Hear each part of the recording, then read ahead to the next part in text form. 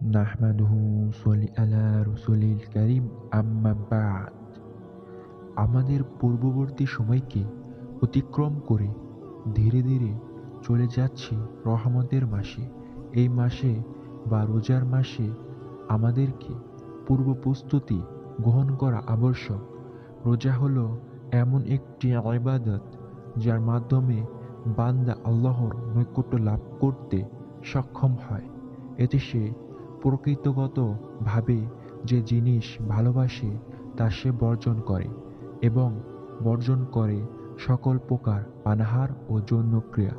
রোজাদার ব্যক্তি যথানিয়মে রোজা পালন করলে রোজা তাকে মুত্তাকি ও পরহেজগার বানাতে সহায়ক হয়। তার জীবন পথে তাকওয়া ও পরহেজগারির আলো বিচ্ছুরিত হয়। সুবহানাহু ওয়া তাআলা পবিত্র কুরআনে, হে ঈমানদারগণ, তোমাদের উপর রোজা ফরজ করা হলো যেমন তোমাদের পূর্ববর্তী উম্মতের উপর ফরজ করা হয়েছিল, যাতে তোমরা পরহেজগার হতে পারো। রোজা পরিপূর্ণরূপে আল্লাহর নিকট আত্মসমর্পণ এবং তার পূর্ণ দাসত্ব করার কথা শিক্ষা দেয় আমাদেরকে। তাই তো সে রাতের বেলা খায় এবং পান করে, কারণ আল্লাহ তাআলা কুরআনুল কারীমে ইরশাদ করে বলেছেন, আর তোমরা পানাহার করো যতক্ষণ পর্যন্ত না রাতের কালো অন্ধকার থেকে ফজরের সাদা রেখা তোমাদের নিকট সুস্পষ্ট হয়েছে। অনুরূপভাবে রোজার শেষে ইফতারি খাওয়া হলো আল্লাহর ইবাদত।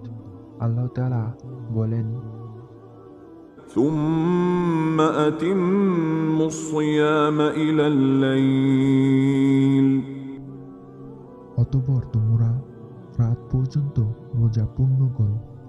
নবী সাল্লাল্লাহু আলাইহি ওয়াসাল্লাম এ প্রসঙ্গে বলেন, রোজাদারের জন্য রয়েছে দুটি খুশি। প্রথম খুশি হলো ইফতার করার সময় এবং দ্বিতীয় খুশি হলো প্রতিপালকের সহিত সাক্ষাতের সময়। নলেজেবল ব্যক্তিরা বলেছেন, রোজা এমন একটি ইবাদত যার মাধ্যমে গুনাহ কাফফারা হয়, আর রোজা হলো বড় নেকির কাজ। নেকির কাজ গুনাহর কাজের গুনাহ নাশ করে দেয়। মানে আল্লাহ তাআলা বলেন, إن الحسنات يذهبن السيئات নিশ্চয় পূর্ণ রাশি পাপ রাশিকে দূরীভূত করে। এ প্রসঙ্গে বুখারী হাদিস গ্রন্থে একটি সহিহ হাদিস এসেছে।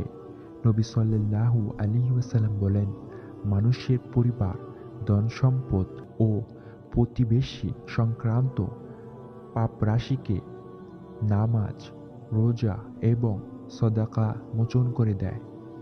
পরিশেষে দোয়া করি, আল্লাহ তাআলা যেন আমাদেরকে পরবর্তী মাস মাহে রমাদান মাস পর্যন্ত নেক হায়াত দান করেন এবং রোজা পালন করে গুনাহ মোচন করে দেন। আমিন ইয়া রব্বাল আলামিন।